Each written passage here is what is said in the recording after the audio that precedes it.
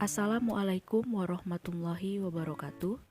Pada mata pelajaran Bahasa Indonesia di semester 1, materi pertama yang akan dibahas adalah mengidentifikasi isi surat lamaran pekerjaan.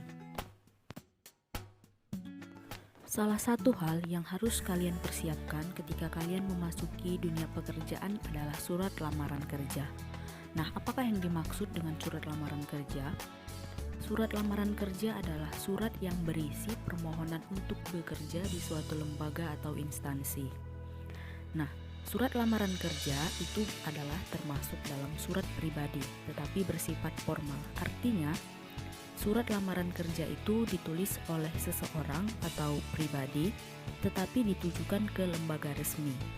Penggunaan bahasa dalam surat lamaran kerja itu adalah bahasa yang formal, yang sesuai dengan ejaan yang disempurnakan atau sesuai dengan bahasa yang baku. Terdapat dua jenis surat lamaran pekerjaan. Yang pertama digabung dengan riwayat hidup, di mana riwayat hidup ini termasuk ke dalam isi surat. Untuk penggunaan jenis surat lamaran pekerjaan nomor 1 itu sangat jarang digunakan karena terlalu panjang. Yang lebih sering digunakan adalah poin nomor 2, yaitu terpisah dari riwayat hidup, di mana riwayat hidup merupakan lampiran dalam surat lamaran pekerjaan. Selanjutnya adalah fungsi surat lamaran pekerjaan. Yang pertama, sebagai bukti tertulis atas pengajuan surat permohonan kerja. Karena ditandatangani langsung oleh pelamar, ini membuktikan bahwa penulis surat benar-benar ingin bekerja di instansi atau perusahaan yang ditujukan. Kedua, sebagai media atau alat komunikasi. Dan yang ketiga, sebagai bahan pertimbangan penerimaan pekerjaan. Ini dimaksudkan sebuah instansi atau lembaga untuk menjaring pegawai baru yang sesuai dengan harapan instansi atau lembaga tersebut. Unsur-unsur surat lamaran pekerjaan ada 4. Yang pertama, memiliki bentuk dan bahasa yang menarik.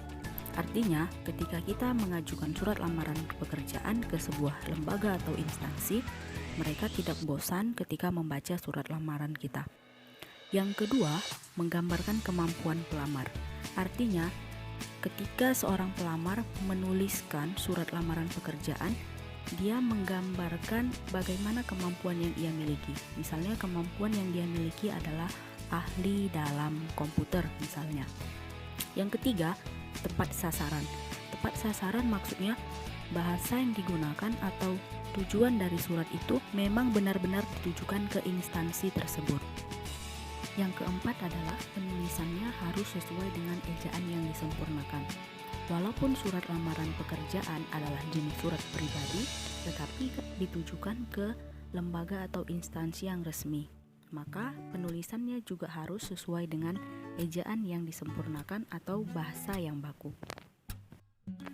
Hal lain yang harus diperhatikan dalam menulis surat lamaran pekerjaan adalah harus memperhatikan kerapian dan kebersihan surat. Misalnya, jika surat lamarannya ditulis dengan tangan, apakah tulisannya harus ditata dengan baik? Apakah hurufnya ada yang salah? Itu juga harus diperhatikan. Dan jika surat lamarannya diketik dengan komputer, yang harus diperhatikan adalah apakah format tulisan dan cetakan hasilnya baik dan jelas. Nah, tentu saja pelamar pekerjaan atau pelamar kerja harus memperhatikan hal-hal tersebut.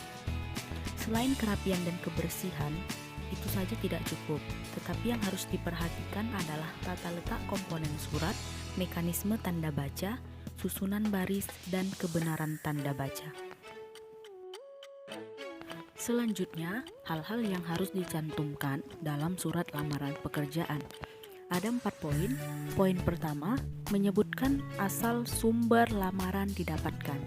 Maksudnya, mendapatkan info lamaran pekerjaan itu asalnya dari mana. Contohnya, apakah rekomendasi dari teman, atau dibaca dari surat kabar, atau juga berdasarkan keinginan sendiri.